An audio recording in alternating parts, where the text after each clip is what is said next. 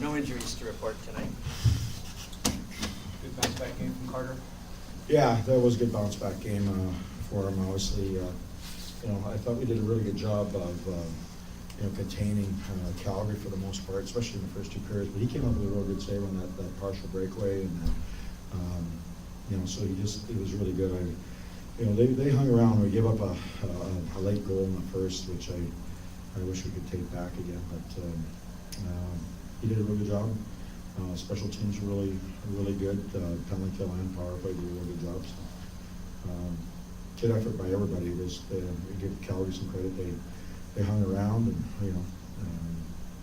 sort of were a hard kill. But the third period, I thought we obviously we got those quick goals. We started, the puck started flying the back of the net. I was going to say, were you frustrated at all? There was only 1-1 after two. I don't know if frustration was the word. You're probably you're thinking, I think we had the chances were, our count were pretty one-sided. I mean, I think we had 12 in the first period and 11 in the second, and they had like 3 and 2 here going, we're not pulling away here, and you're one puck or a call away, a power play away for them, from them taking the lead, and you're pushing. So I wouldn't say frustrated. Just you're wondering if you're going to get another one. But in the third period, we kicked it up again, so that was good. I guess the work you put in on the power play this morning worked out pretty well? Well, I guess so. We got 2. So I don't know if it was we didn't get a lot of reps, and then today we got, one thing I liked about today is that we forced them into penalties. We really forechecked pretty well. We created some turnovers, got on inside position a few times, and they were able to have to reach out and grab us or what have you. So that was a really good job by us. But yeah, the power play, we did a little bit of work on it, and it just maybe that was the difference, just getting some more reps in. I feel like more shots from your D got through to the front of the net today too. Yeah, they did a lot more than the other night. Absolutely, guys. We were able to, they collapsed pretty well, and they got to the point where pretty well all our goals were generated from the point.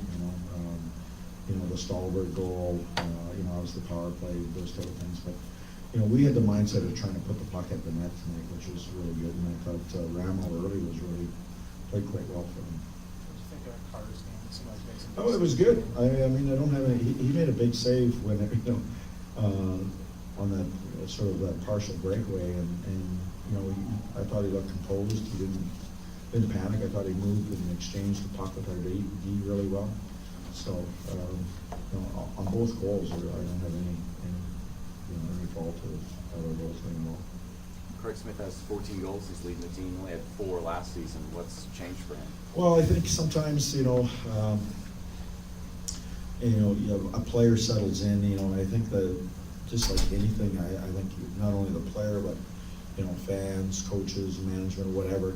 You have a good first year, and the second year you say, well, let's raise the bar even further, and then what happens is it doesn't translate that quickly, and then all of a sudden you get frustrated and you try too hard, and it just wasn't happening. And the other thing that I wanted to concentrate with Craig this year was I didn't want to move him around. I mean, I put him on right wing, left wing, I had him at center, and just trying to get him going. And I don't know if I helped him or hurt him, but this year I was really stuck with obviously with getting Matt Cullen, and we still have Spaulding and that I felt that it was just keep him on that right side. Let's just get him back on track.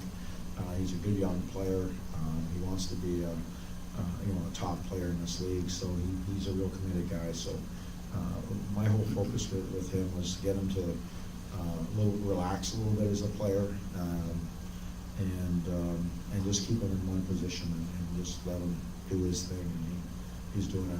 I love the way he battles on pucks. And, his battle skills on pucks are really good. He's using his legs, he's using his skill, his shot, all those things. So I'm really happy with Craig. Ryan's been here 3 years now. Is this right up there with some of the best hockey he's played in his career? Yeah. Ryan, he's been up and down 3 years now and played some games, and he's playing he's playing very confidently, and I think that he's finding the offensive game, you know, and defensively he's fine. I just think he's not worried about everything around him anymore. You know, how everybody else is doing, you know, ice time, all that. He's just concentrating on his game. He's focusing on his game, being really good, and he's getting good results. I mean, he's shooting a puck a lot more confidently now. So yeah, he's all the things that you want. He's gotten stronger last couple of years, play with more pace, and then you know his hockey IQ is very high. So I think those are all starting to come around, and you know he's been a good pairing with Kevin Klein right now. How much do you think Phil's helped his development this year? Well, I think I can't put a percentage, but I'm sure it doesn't hurt.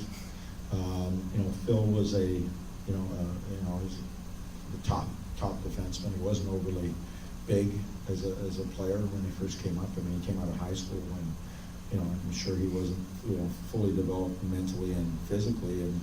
And Ryan's a smaller guy with a high hockey IQ like Phil. So I think there's a lot of things that can translate, and I think there's a good comfort level there. So I think they can talk about things that where you are in your career. And, you know, Ryan, as you go along, sometimes you tend to forget that he's you know, a young 22-year-old, right? He's not 25. I mean, he's still growing as a person. He's still growing as a player, and you know, there's still you know, lots of good upside with him. I guess going off that, what does being paired with Klein do for him? Well, it gives him a little weight, you know, because Kleiner's a strong defender. I think it's an easier read for Ellie, where, you know, if you put say Ellis and maybe Ekholm or Ellison and Jonesy, they like to get up and play a little bit more, and sometimes they both go up at the same time. I think Kleiner's more of a stay-at-home that allows Ellie to do his thing and move around a little bit and be a little bit more creative on some of the things that he does. So I just, you know, Kleiner's a good veteran to have with a young guy, and Ellie knows he's going to be back there, so good comfort level for him.